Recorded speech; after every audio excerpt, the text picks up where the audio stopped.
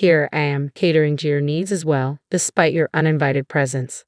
A little gratitude wouldn't hurt, I muttered under my breath, trying to keep my composure. The water here is exquisite, isn't it? I remarked, trying to lighten the mood with a subtle compliment, though it felt futile in the midst of the tension. Here I am, sitting in this upscale establishment where I'm supposedly welcomed, left with nothing but a solitary glass of water, while the rest of the family indulges. My mother-in-law's cutting words sliced through the air once again, leaving me speechless. My name's Chloe. Fresh out of college, I dove headfirst into the corporate world, dedicating myself to sales ever since. Despite my achievements, my parents incessantly badger me about settling down. Succumbing to their persistent pleas, I reluctantly signed up for a matchmaking service at the age of 37. I married Ricky, who happens to be 5 years my junior, thinking it would ease my parents' worries. Little did I know, a sudden trial awaited us. Ricky's company folded amid an economic slump. Thankfully, between our combined incomes and my prudent savings, we managed to weather the storm. I encouraged Ricky to take on the role of homemaker temporarily until he secured another job. Admittedly, his domestic skills leave much to be desired, but having someone manage the household while I support us financially is a relief. Despite my extra effort and overtime to enhance sales materials and earn performance bonuses, months passed with no sign of Ricky's willingness to re-enter the workforce. When I suggested he consider part-time work, Ricky brushed it off, deeming it unsuitable for his future aspirations. As time wears on, Ricky grows increasingly agitated whenever I broach the subject of his job search. While he may appear unperturbed, still receiving unemployment benefits, his prolonged unemployment leaves me on edge. Eventually, Ricky begins to make demands for money, hinting that his savings from his bachelor days have evaporated. Though I never knew the extent of his savings, his post-marriage spending habits seemed extravagant. Whether it was splurging on home gym equipment or indulging in the latest video games, it's evident that he wasn't prudent with his finances. Now, with his unemployment benefits exhausted, the financial burden falls squarely on my shoulders. In exchange for Ricky handling household chores, I've taken on the responsibility of covering most expenses, from rent and utilities to groceries and daily essentials, solely from my paycheck. However, I'm stretched thin, unable to provide any more financial support. Despite this, Ricky argues, I don't have a single dollar to my name. Can't you throw in a bonus every now and then? Ricky's request pushes me to my limit, and I retort sharply, I don't have an allowance either, and I simply can't afford to give more. I understand the urgency of finding a full-time job, but even a part-time job would suffice for now. We can't continue like this. Our disputes over finances have become all too common, yet they always reach a standstill. Eventually, Ricky begins receiving financial assistance from his parents, further straining my relationship with them. During a visit to his parents, my mother-in-law lectures, a wife should quietly support her husband, earn more, and allow my son his freedom. Such comments only deepen the chasm between me and Ricky's parents. One evening, Ricky surprises me with plans to dine out. Excitedly, he reveals reservations at a prestigious local restaurant, rumored to be a hidden gem. He gleefully mentions that he's booked a table for 4, including his parents. With caution, I inquire about the affordability of such a lavish restaurant. Ricky's gaze shifts momentarily before he begins to explain. To my surprise, he reveals that he had quietly taken on a part-time job. It's a brief daytime shift, and after our past disagreements about full-time employment, he struggled to find the right moment to tell me. As a gesture of apology and reconciliation, he arranged the dinner reservation at a nice restaurant. Touched by his sincerity, I accept his invitation wholeheartedly. Although I harbor numerous questions about his workplace and position, Ricky reassures me that we'll discuss it over dinner, opting to keep the details vague for the time being. Despite the lingering curiosity, the cheerful topic succeeds in lifting the weight of tension between us, if only temporarily. However, the true purpose behind the dinner becomes clear days later in a cozy private room at the restaurant, and an unexpected surge of anger grips me as I realize the reality of the situation. From the moment we set foot inside, there's an unsettling aura emanating from the restaurant staff, signaling that something is amiss. They appeared slightly taken aback by our arrival, exchanging murmurs before my mother-in-law took charge and led the way. Despite any underlying tension, I maintained a polite smile and assured them that everything was all right, urging them to proceed to our designated room. Once inside, seating arrangements were swiftly made, adhering to the family's customary positioning. I found myself, as usual, seated closest to the entrance. It seemed an unspoken tradition whether this meal was Ricky's attempt at reconciliation or not. Without protest, I took my place. As the first dish was presented, a subtle unease began to settle in the room. The waiter paused upon entering, a troubled expression flickering across his features. My mother-in-law, with an air of grace seldom seen, gestured towards my father-in-law, indicating his place first, followed by herself, then our son. "I can hardly wait to see what delights await us," I remarked, a sense of relief washing over me.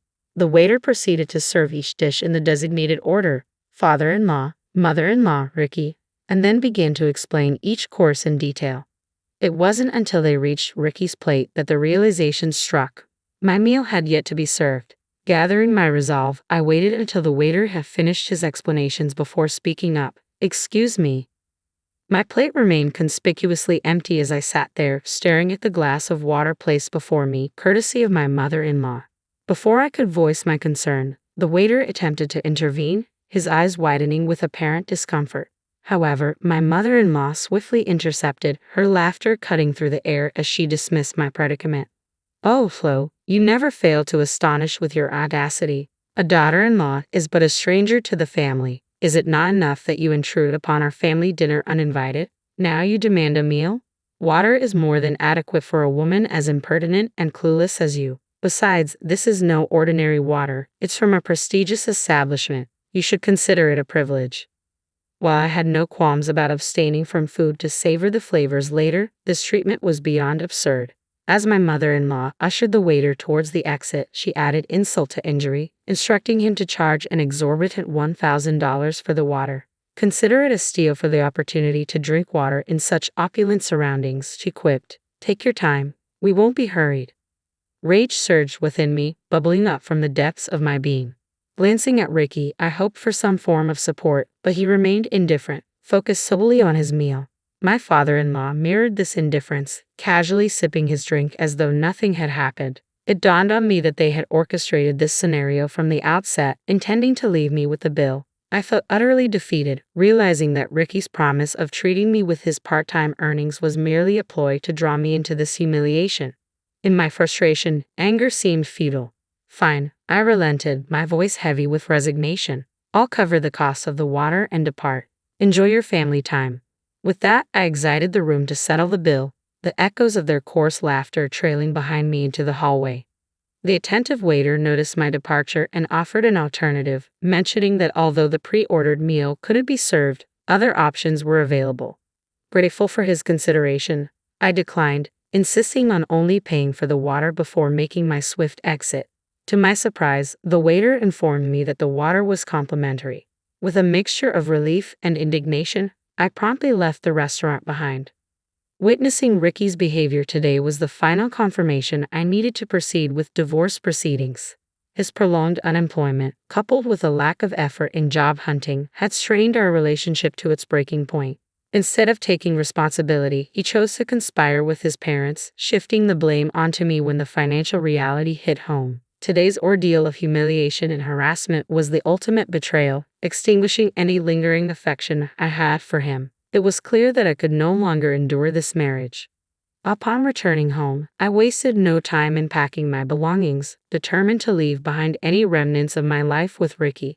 Our once shared space now felt suffocating, overrun by his hobbies and possessions. As I reflected on our situation, I realized that my personal belongings were minimal, having prioritized saving since Ricky's business downfall cast a shadow over our finances.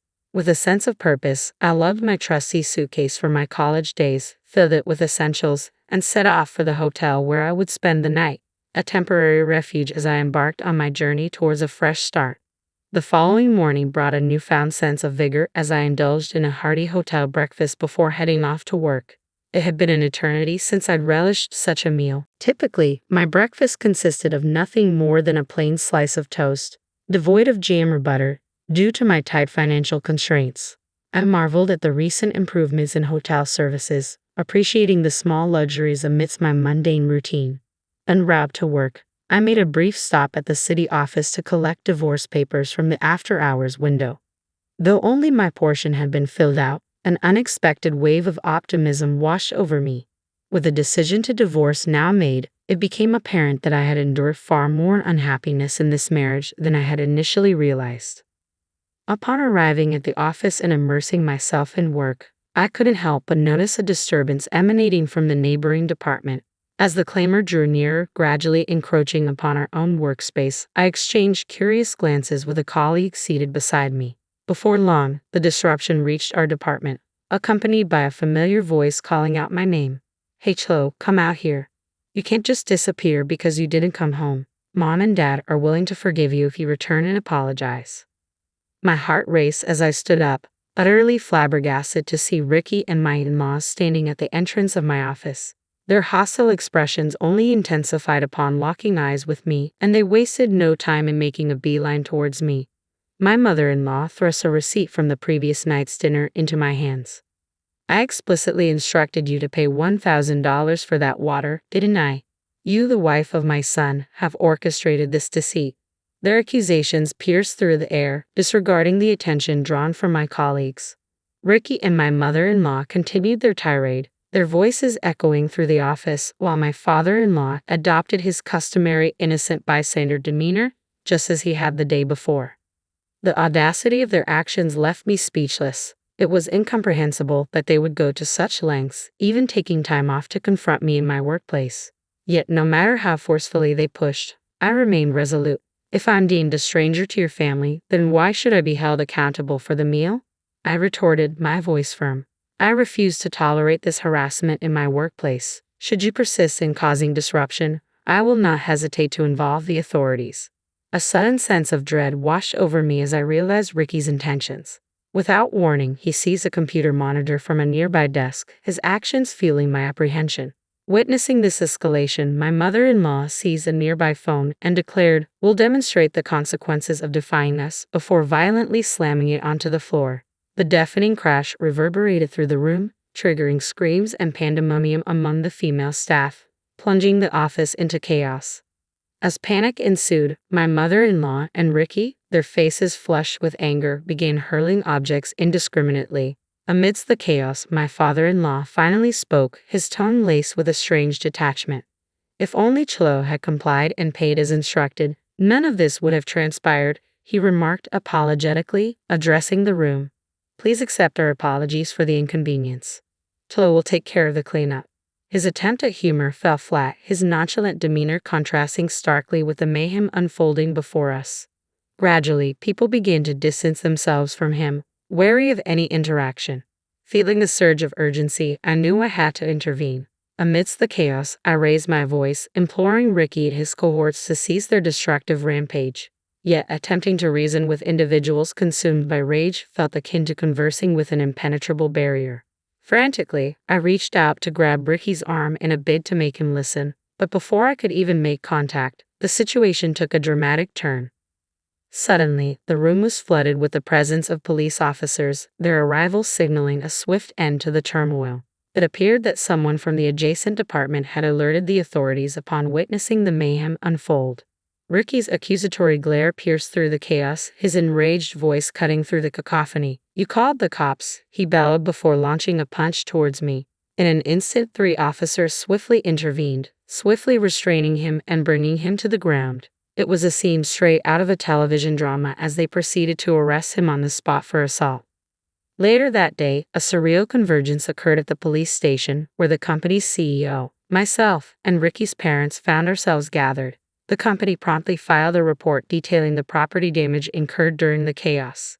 Seeking legal counsel regarding the harassment and tumultuous events, I faced the challenge of substantiating certain claims, particularly regarding the incidents at the restaurant and Ricky's financial negligence. After deliberation with my lawyer, it became apparent that pursuing legal action would be arduous and uncertain. Hence, the decision was made to pursue a settlement. Negotiations became complex once Ricky secured legal representation, but eventually we reached an agreement for a divorce devoid of asset division, coupled with compensation for the emotional distress inflicted by Ricky's workplace violence. Meanwhile, the assault case concluded swiftly, culminating in compensation for the injuries I sustained within 2 months. Regarding the damages incurred by the company, all legal battle seemed futile and potentially detrimental due to the risk of negative publicity. Thus, the company opted for an out-of-court settlement, prioritizing damage control over monetary gain, ultimately agreeing to a substantial settlement sum in lieu of legal action. In the aftermath, Ricky emerged as the sole individual burdened with a criminal record, while he and his parents found themselves saddled with a substantial debt owed to both me and the company. Struggling to fulfill their financial obligations, they resorted to tapping into their retirement funds, leaving them financially destitute. In a last-ditch effort to salvage Ricky's prospects, his parents orchestrated his return home and utilized their connections to secure him a position at another company. However, this newfound opportunity proved short-lived. Unbeknownst to them, Ricky's new employer maintained business ties with my company. Upon learning of Ricky's tumultuous history, exacerbated by rumors circulating about his volatile behavior, the company's CEO swiftly took action to protect their reputation, prompting Ricky to resign from his position. With little recourse, Ricky retreated back to his familial abode, abandoning his latest employment endeavor. As word of his criminal past began to circulate within the neighborhood, it eventually reached the workplace of my in-laws, further tarnishing their reputation. Now not only associated with harassment, they found themselves branded as individuals harboring a dangerous and destructive individual who had invaded their daughter-in-law's workplace. As the story spread from colleagues to higher-ups, the repercussions were swift and severe. Both of my in-laws were terminated from their positions despite being on the cusp of retirement. Facing the grim reality of unemployment, they sought legal assistance in a bid to rectify the situation. Conversely, I opted to forgo further legal action, realizing that I no longer needed additional reports and recognizing the futility of hastening into marriage. Fortunately, the pressure from my parents to tie the knot has ceased. It's possible they harbor a sense of remorse over the incident, as they've refrained from broaching the subject altogether. While I empathize with my parents' predicament, I can't help but feel relieved by the newfound freedom from matrimonial expectations. Instead, I've redirected my focus towards making amends and contributing positively to the company I inadvertently troubled. Immersed in new projects, I find myself experiencing the most fulfilling days of my life, embracing this newfound sense of purpose and fulfillment.